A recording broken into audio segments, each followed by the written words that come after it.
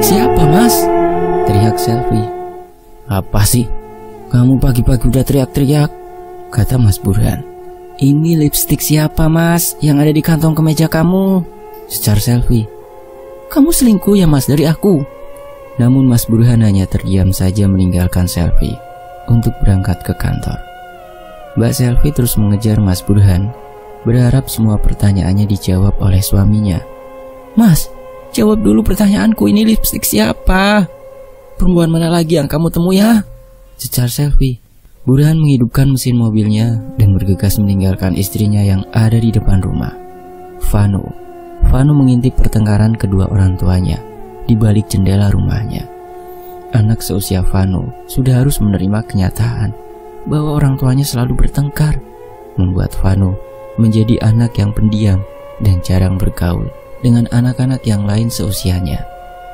Vano menuju ke dalam kamarnya sebelum ibunya melihat jika dirinya tengah mengintip pembicaraan orang tuanya. Vano, sini nak, teriak ibunya. Iya bu, ada apa?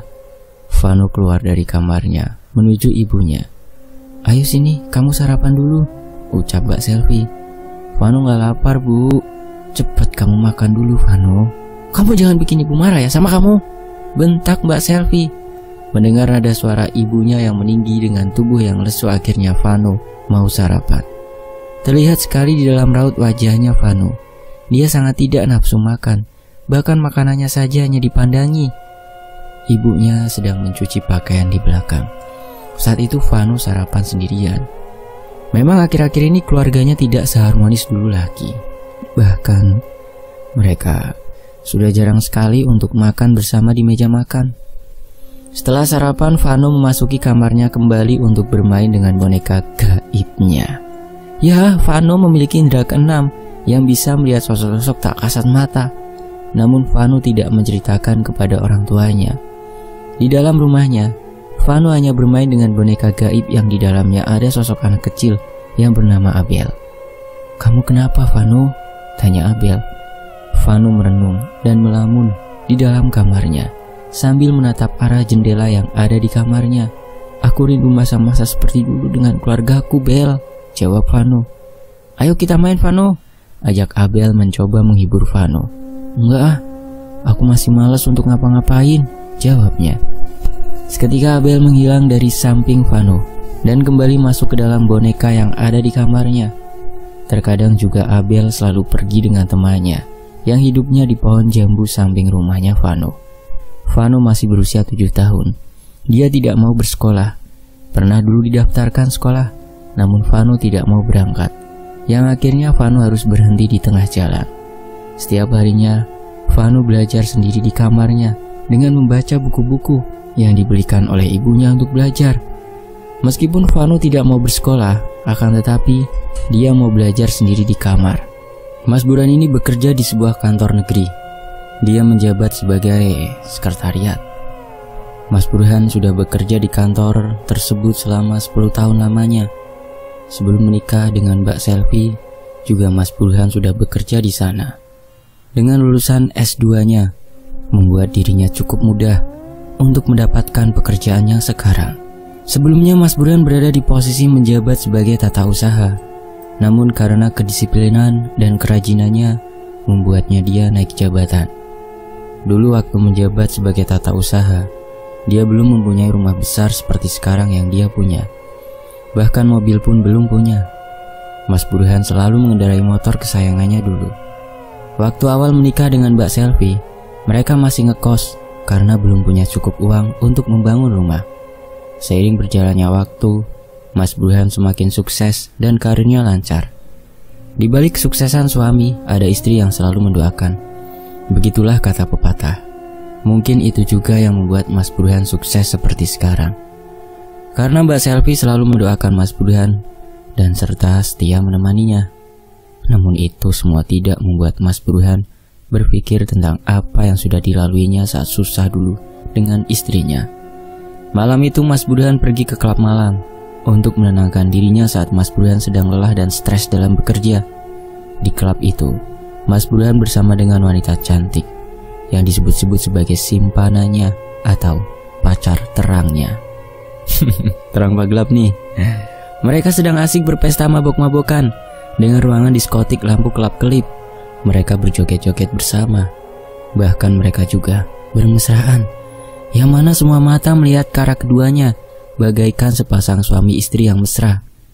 Mas, kapan kamu mau menceraikan istri kamu, Mas? Ucap wanita yang bernama Laras. Iya, kamu sabar ya sayang, ucap Mas Burhan singkat. Laras memalingkan wajah Mas Burhan karena malas mendengar ucapan pacarnya itu yang selalu bilang sabar. Laras meneguk sebuah botol yang berisi minuman keras dengan banyaknya. Laras, stop, kamu jangan terlalu banyak minum, kata Burhan. Tubuhnya Laras sudah sempoyongan dan bicaranya juga sudah ngelantur. Mas, ayo nikah sekarang mas, ucapnya mabok. Lalu Mas Burhan memapah Laras menuju ke depan mobilnya untuk pulang. Akhirnya Mas Burhan mengantarkan Laras untuk pulang ke rumahnya. Waktu sudah menunjukkan pukul 23.30. Jalanan menuju ke rumahnya Laras lumayan sepi. Bahkan hanya ada mobil milik Mas Burhan saja yang melewati jalan itu. Kala itu Laras sudah tidak tersadarkan diri. Dia sudah pingsan karena pengaruh minuman kerasnya yang banyak. Jadi hanya Mas Burhan yang melek melewati jalan itu. Suasananya sangat gelap, hanya dengan lampu penerangan mobilnya saja. Hawa dingin dengan hembusan angin yang meniup ke lehernya membuat Mas Burhan merinding dan mengusap-usap lehernya. Namun Mas Burhan mempercepat laju mobilnya untuk segera sampai ke rumahnya Laras. Beberapa menit kemudian akhirnya sampai juga di rumahnya Laras. Setelah mengantar Laras ke dalam rumahnya, Mas Burhan segera pulang ke rumahnya dengan jalanan yang sama, tapi dia lewati. Sebenarnya Mas Burhan sedikit takut melewati jalan itu, tapi ya mau bagaimana lagi? Satu-satunya jalan untuk pulang ya jalan yang dilewati sekarang. Saat melewati depan kuburan, tubuh Mas Burhan merinding dan bulu kuduknya berdiri seketika. Tiba-tiba Mas Burhan melihat ada sosok wanita berpakaian putih lusuh dengan rambut panjang acak-acakan terbang melewati tepat di kaca depan mobilnya Mas Burhan. Sontak Mas Burhan terkejut dan mengerem mobilnya secara mendadak. Perasaan Mas Burhan saat itu benar-benar campur aduk. Jantungnya berdegup sangat kencang. Mas Burhan melanjutkan lagi perjalanannya karena waktu sudah larut. Sosok itu sudah menghilang entah kemana. Sesampainya di rumah, ternyata istrinya sudah tertidur pulas. Mas Burhan membersihkan tubuhnya dan bersiap-siap untuk tidur. Esok paginya, Mbak Selvi sudah bangun lebih awal untuk menyiapkan sarapan Mas Burhan dengan Vano. Mbak Selvi memasak nasi goreng kesukaan suami dan anak semata wayangnya itu. Saat itu Vano belum keluar kamarnya. Vano, nak, tok tok tok, ucap ibunya. Udah bangun belum nak? Tambahnya. Vano mengucek kedua matanya yang baru terbangun. Iya bu, jawabnya singkat. Lalu Vano terbangun dari kasurnya dan membukakan pintu kamarnya yang masih terkunci. Krek. Vano, ayo kita sarapan dulu, ucap Mbak Selvi. Vano hanya mengangguk menjawab ucapan ibunya dengan bermelas-melasan. Akhirnya Vano menuju ke ruang makan. Bapak mana bu? Belum bangun, bentar ya ibu bangunkan dulu. Bu Selvi bergegas menuju ke dalam kamar untuk membangunkan suaminya yang masih tertidur pulas. Mas, bangun udah siang, ucapnya sambil menepuk pundak Mas Burhan. Iya ya, jawabnya singkat. Ya sudah cepat bangun. Udah ditungguin Vano di ruang makan tuh, kata Mbak Selvi. Mas Burhan bangun dan mengambil handuk yang berada di belakang pintu kamarnya untuk segera pergi mandi. Mas Burhan menuju ke kamar mandi dengan terburu-buru karena dia bangun kesiangan. Sesaat setelah mandi, Mas Burhan ikut sarapan dengan anak dan istrinya. Mas, tadi malam kamu pulang jam berapa? Tanya istrinya. Namun Mas Burhan tidak menjawab karena sedang mengunyah makanan di dalam mulutnya. Mas, jam 1 malam, jawabnya singkat. Dari mana saja mas, pulang sampai larut gitu? Tanyanya. Udahlah, kamu tidak usah banyak tanya. Aku jadi gak nafsu makan, jawabnya dengan bersiap-siap untuk menuju berangkat kerja. Lalu, kok gak dihabiskan mas? Namun Mas Burhan terdiam dan berjalan menuju ke depan rumahnya tanpa berpamitan kepada istri dan anaknya. Vano dari tadi hanya bisa terdiam dan menutup telinganya dengan kedua tangan karena tidak mau mendengar pertengkaran kedua orang tuanya. Mbak Selvi benar-benar kecewa dengan sikap suaminya yang sekarang. Mas Burhan sudah berubah terhadap dirinya dan anaknya. Mas Burhan bergegas masuk ke dalam mobilnya dan segera berangkat menuju ke kantornya. Sedangkan Vano meninggalkan ibunya dan masuk ke dalam kamarnya kembali. "Vano, ini kenapa nggak dihabiskan makanannya?" tanya Mbak Selvi. "Vano kenyang, Bu," jawabnya singkat sambil melangkah kaki menuju ke dalam kamar. Abel, keluar. Kamu di mana, Bel?" teriak Vano dengan mencari kesana kemari di pojok kamarnya. Bahkan di dalam lemari tempat Abel bersembunyi. Entah di mana keberadaan Abel.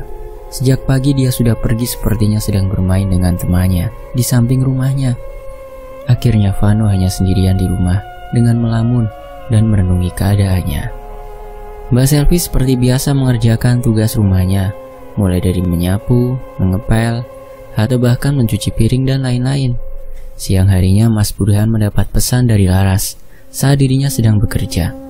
"Mas, nanti malam kita ketemu ya." "Ya, di mana sayang?" "Di tempat seperti biasa, Mas," balas Laras. "Ya, nanti aku pulang kerja langsung ke sana." Mas Burhan mempercepat kerjanya supaya nanti sore bisa selesai, karena mau bertemu dengan Laras. Sorenya saat Mas Burhan sudah selesai mengerjakan kerjaannya, dia bergegas ke tempat klub malam untuk bertemu dengan pacarnya itu. Sesampainya di klub, Mas Burhan melihat sudah ada Laras yang terduduk di salah satu kursi di dalam klub tersebut. "Mas Burhan!" teriaknya sambil melambaikan tangan ke arah Burhan. Burhan lalu menghampiri Laras dan duduk di sampingnya. "Gimana Mas kerjanya hari ini?" tanya Laras. "Lancar kok," jawabnya singkat. Lalu Mas Burhan meneguk segelas minuman yang sudah disiapkan oleh Laras. "Mas, kapan kamu nikahin aku?" tanyanya. "Iya sabar sayang, aku pasti nikahin kamu kok, tapi tidak untuk sekarang. Aku maunya secepatnya Mas, karena aku ingin menjadi istri sah kamu satu-satunya." Tidak bisa sekarang sayang. Aku juga masih memikirkan Vano. Kalau kamu tidak bisa mengatasi permasalahan ini, biar aku saja yang atasi semuanya. Gimana? Tantang Laras. Terserah kamu sajalah sayang. Tapi bagaimana caranya sayang? Tanya Mas Burhan. Laras menghadap ke arah Mas Burhan dengan tatapan dan tersenyum kecut dengan bibir yang menyungging. Keduanya saling bermesraan dan berpelukan di dalam klub itu.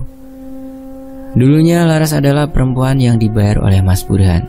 Tahu ya maksudnya? Namun semakin lama, si Burhan jatuh cinta kepada Laras. Laras pun sebaliknya. Dia sudah menaruh harap kepada Burhan. Rasa ambisinya untuk mendapatkan Burhan tidak membuat Laras sadar apa yang akan dia terima resikonya nanti.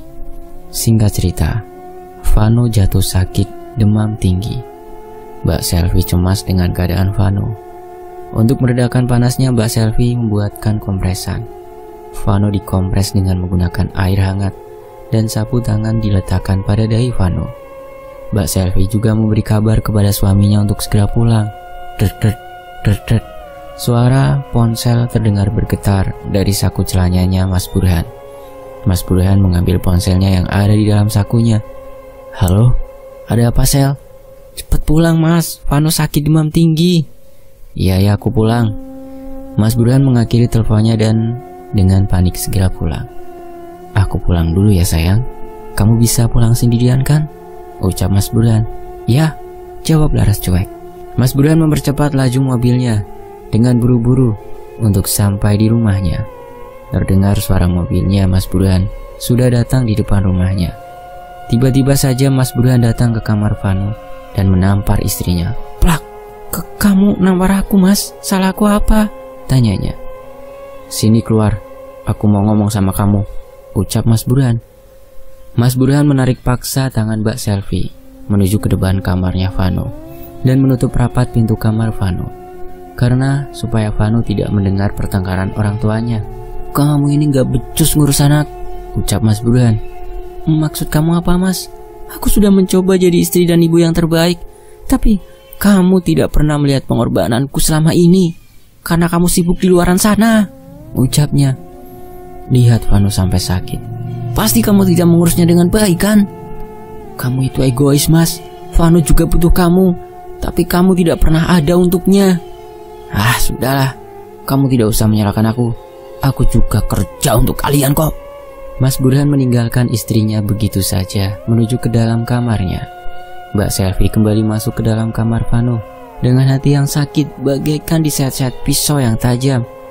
Ibu kenapa? Tanya Vano.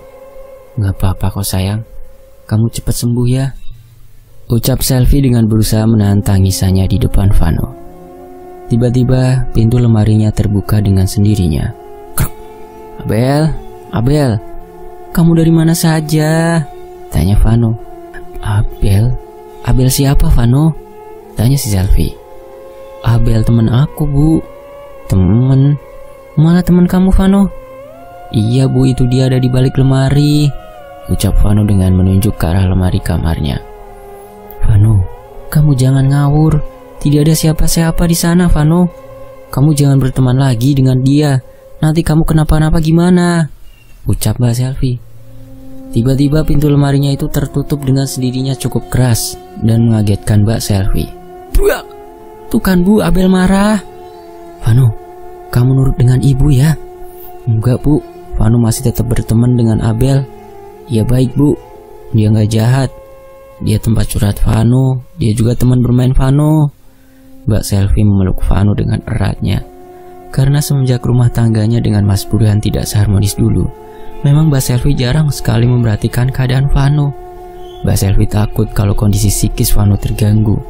Sejak saat itu Mbak Selvi lebih memperhatikan keadaan anaknya, menemani Vano di dalam kamar untuk belajar.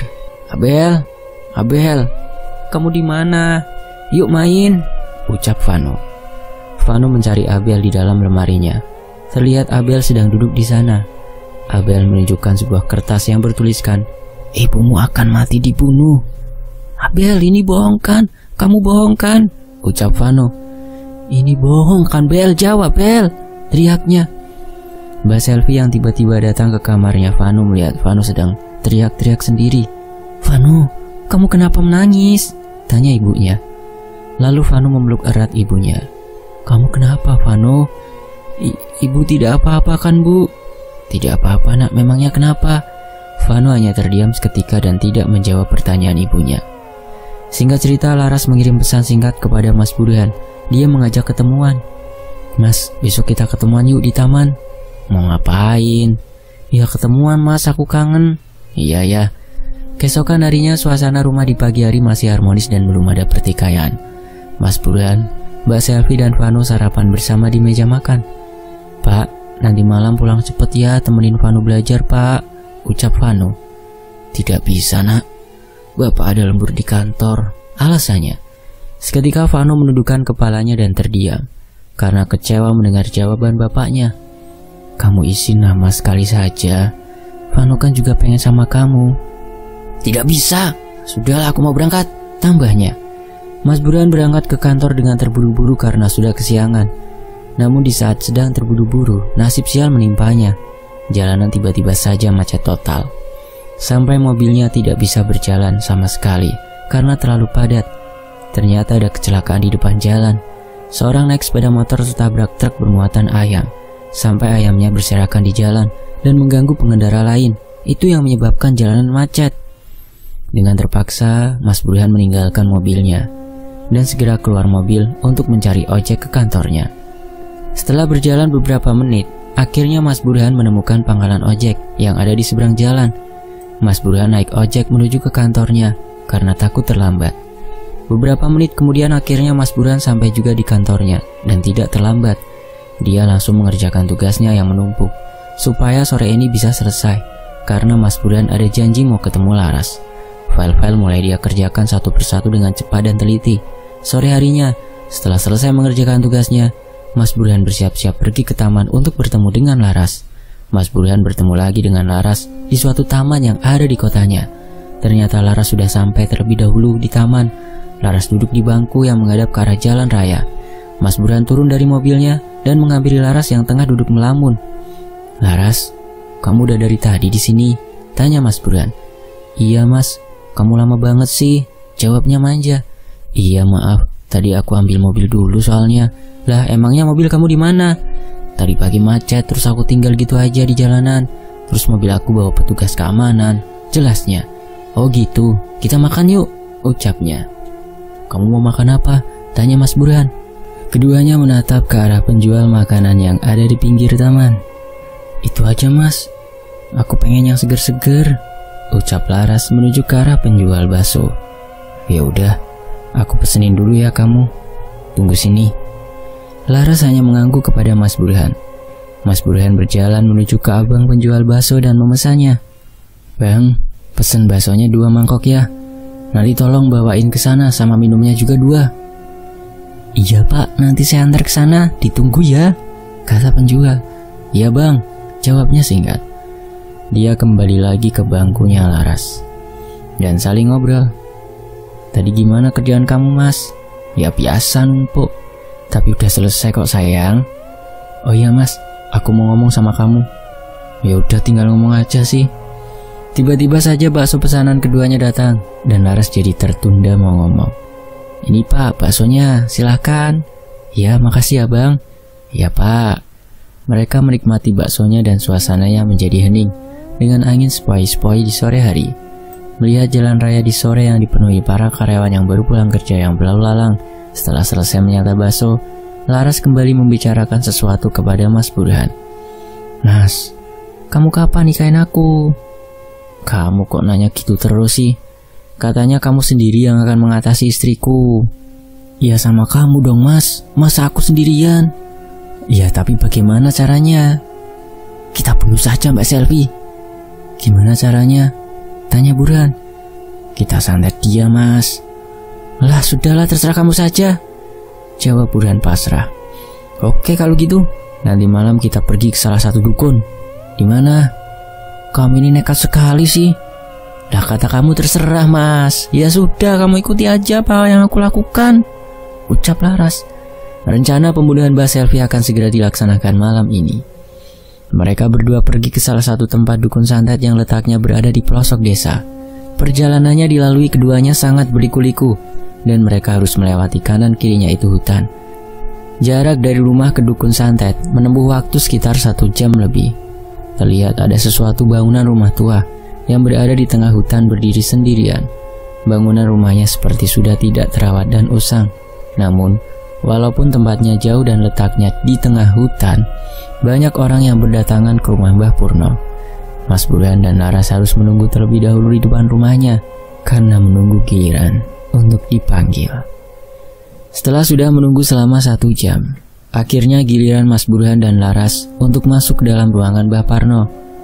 Mereka melihat seisi ruangan tersebut. Hawa ruangan Mbah Purno itu sangat mistis, dengan semua isi yang ada di dalamnya serba hitam dan berbau kemenyan, serta bau anyir yang menyeruak di hidung keduanya. Di dalamnya ada beberapa sesajen, dan ada juga boneka-boneka dan media santet lainnya. Mas Burhan dan Laras duduk tepat berada di hadapan Mbah Purno. Apa keperluan kalian? Aku mau manusia yang bernama Selvi itu mati, Mbah. Mbah Purno melakukan ritual di depan asap bakaran kemenyan dengan merapalkan mantranya. Sepertinya susah ini. Kenapa Mbah? Ada sosok anak kecil yang akan menghalangi ritual ini. Apa? Apa anak kecil itu Abel? Tanya Mas Burhan. Ya betul. Dia sudah tahu kalau ibu temannya akan dibunuh. Dia sudah memberitahunya terlebih dahulu. Tapi apakah bisa sosok itu dilenyapkan, Mbah? Bisa, tapi maharnya, berapapun maharnya akan saya bayar, Mbah. Asalkan buat Selvi mati. Mbah Purno hanya tersenyum kepada keduanya. Kalian ini bukan suami istri kan? Dasar demi ambisi kalian sendiri membuat nyawa orang tak bersalah hilang, ucap Mbah Purno yang membuat Laras naik darah. Cepat lakukan saja, Mbah. Akan saya bayar berapapun. Mbah Purno merapalkan mantranya kembali di hadapan kemenyan dan beberapa sesajen. Lalu Mbah Purno mengikat boneka pocongan dengan tali. Sosok anak kecil itu sudah saya ikat, jadi dia tidak bisa macam-macam. Sekarang mana foto target yang mau kalian bunuh? Laras mengeluarkan selembar foto yang sebelumnya sudah dicetak.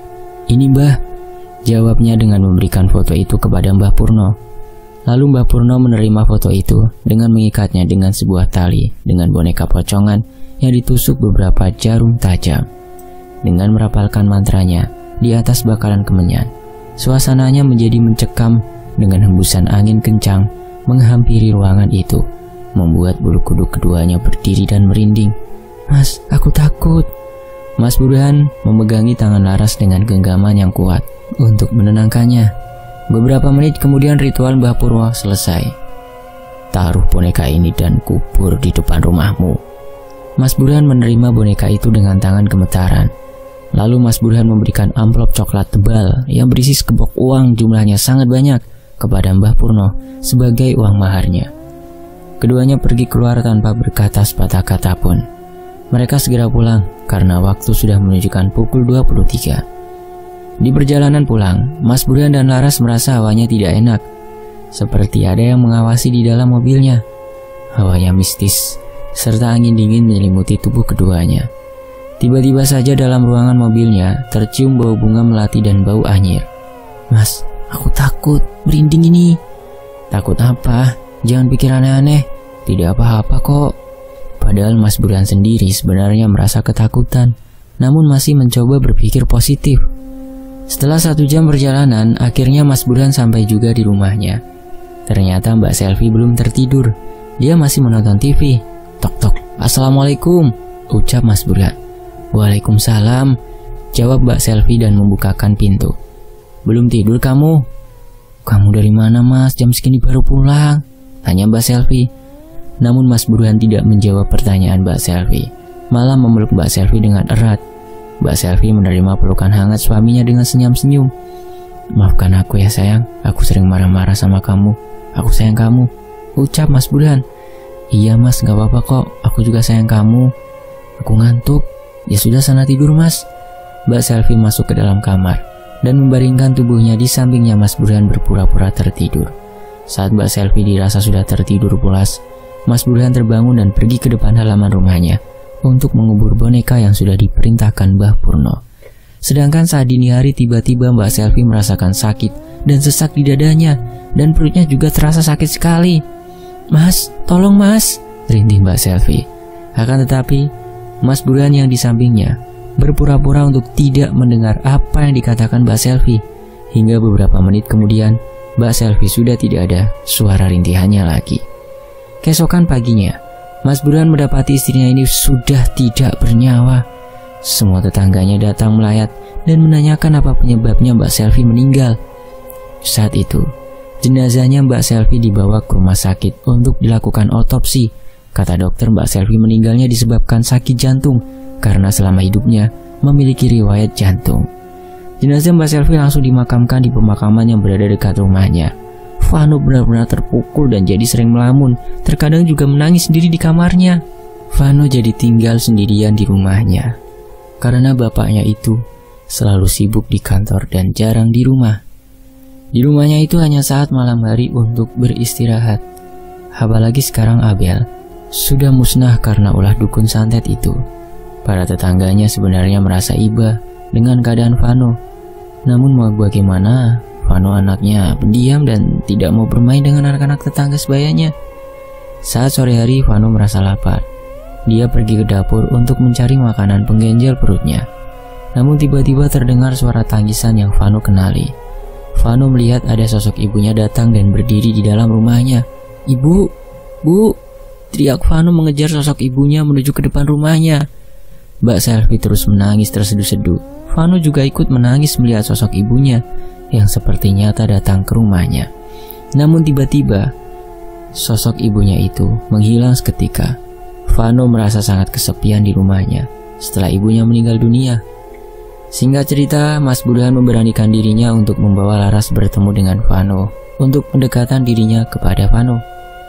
"Hei Vano, kamu lagi apa?" tanya Laras. "Nulis." "Nulis apa Vano? Tante boleh lihat nggak?" Lalu buku tulisnya diberikan kepada Laras. Tulisan yang ditulis oleh Vano adalah, "Aku rindu Ibu Selvi dan Abel." Seketika, buku tulis itu disobek oleh Laras. "Tante jahat, kenapa Tante sobek buku aku?" "Jangan pernah nulis nama-nama itu lagi ya Vano, Tante tidak suka." Vano merebut buku tulis itu dan masuk ke dalam kamarnya. "Kamu jangan seperti itu sama Vano, dia itu masih bersedih," kata Mas Burhan. "Iya mas, maaf," jawab Laras. Malam itu Laras dan Mas Burhan mendengar ada suara tangisan di dalam rumahnya. Suara tangisan itu dikenali oleh Mas Burhan. Saat mereka sedang duduk di belakang rumahnya, tiba-tiba saja ada sosok wanita dengan tatapan mata tajam dan melotot ke arah Laras dan Mas Burhan. Sosok itu ternyata adalah almarhumah istrinya, yaitu Mbak Selvi. Tubuh keduanya seketika gemetaran dan merinding saat melihat penampakan Mbak Selvi. Singkat cerita, Mas Burhan dan Laras mendatangi Mbah Purno kembali. Dia menceritakan apa yang kemarin mereka alami, melihat sosok Mbak Selvi di rumahnya. "Bagaimana ini? Selvi masih saja gentayangan di rumah saya arwahnya. Dia tidak tenang," ucap Mas Burhan. Mbah Dukun merapalkan mantranya dan memberikan sebuah tali pocong. "Letakkan tali pocong ini dan ikatkan di depan rumahmu." "Ini untuk apa, Mbah?" tanya Laras. "Ikuti saja perintahku. Itu untuk pembatas gaib, supaya arwah Selvi dan sosok Abel tidak bisa lagi datang dan masuk ke dalam rumahmu. Tidak hanya itu, Selvi dan Abel ingin balas dendam kepada kalian berdua karena telah membunuhnya begitu saja. Karena saya juga diteror oleh mereka," timbal Mbah Purno. Mas Burhan dan Laras akhirnya pulang dengan membawa tali pocong yang sudah diberikan oleh Mbah Dukun. Sesampainya di rumah, Mas Burhan dan Laras meletakkan tali pocong itu di depan rumahnya. Para tetangga sekitar sering sekali menggunjing Mas Burhan dan Laras karena tinggal serumah tanpa ikatan. Hingga suatu hari, mereka digerebek oleh warga sekitar. "Burhan, Burhan, keluar kamu!" teriak warga. Burhan keluar bersama dengan Laras. "Ada apa ini ramai-ramai?" tanyanya. "Pergi kalian dari kampung ini. Kalian sudah mengotori kampung ini dengan zina," ucap salah satu warga. "Kalian jangan asal menuduh ya kalau tidak ada bukti," bela Mas Burhan. Karena memang tidak ada bukti yang jelas, akhirnya para warga tidak bisa mengusir Mas Burhan dan pacarnya itu. Sejak kejadian itu, Laras sudah tidak menginap lagi di rumahnya. Tetapi Laras masih sering datang ke rumah Mas Burhan setiap harinya. Sebulan kemudian, akhirnya mereka akan melangsungkan pernikahan yang sudah lama mereka tunggu-tunggu. Acara pernikahannya begitu mewah dan megah. Teman-temannya pada datang ke acara pernikahan keduanya. "Saya terima nikah dan kawinnya di Larasati dengan mas kawin tersebut dibayar tunai," ucap Mas Burhan. "Sah, sah!" teriak semua tamu undangan. Setelah acara nikahnya selesai, Laras tinggal di rumahnya Mas Burhan. Awal pernikahan, Laras selalu berbuat baik kepada Vano, membuat Vano merasa senang karena dapat pengganti ibunya yang memperlakukan sama persis dengan ibunya dahulu. Namun beberapa bulan kemudian, perlakuan Laras kepada Vano berubah tidak seperti awal-awal. Perlakuan Laras akan baik jika di rumahnya ada Mas Burhan, tetapi kalau Mas Burhan berangkat ke kantor, Vano diperlakukan kejam. Vano disuruh menyapu, mengepel, mencuci piring dan sebagainya. Waktu itu pernah Vano sedang menonton TV. Tiba-tiba Laras datang dan memarahi Vano. "Vano, kamu itu ya kerjanya hanya nonton TV saja.